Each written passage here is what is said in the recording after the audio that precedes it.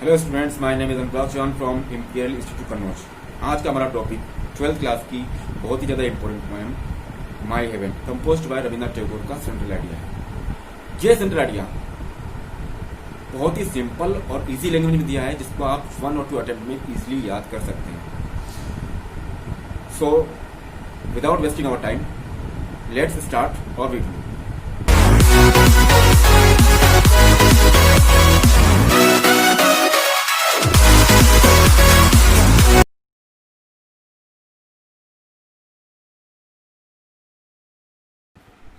माई heaven, मेरा स्वर्ग।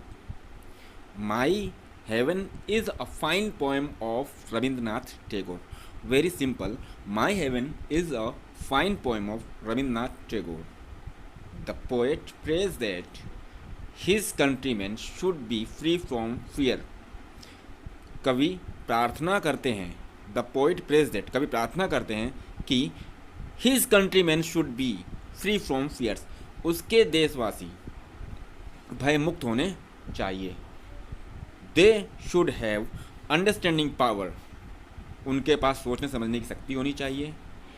Old customs should not come in the way of reason, पुराने रीति रिवाज उनके कारण के रास्ते में नहीं आने चाहिए, या हम कह सकते हैं पुराने रीति रिवाज उनके विवेक के रास्ते में नहीं आने चाहिए। People should be frank, fearless and should have self-respect. लोग उन्मुक्त, भयमुक्त और आत्मसम्मान वाले होने चाहिए। This country should be free from caste, creed and religion. देश जाति, वंश और धर्म से ऊपर उठकर होना चाहिए। So we can say that this country should be free from caste, creed and religion. इसके आगे है, people of this country should not be narrow minded. इस देश के लोग संकीर्ण विचार वाले नहीं होने चाहिए।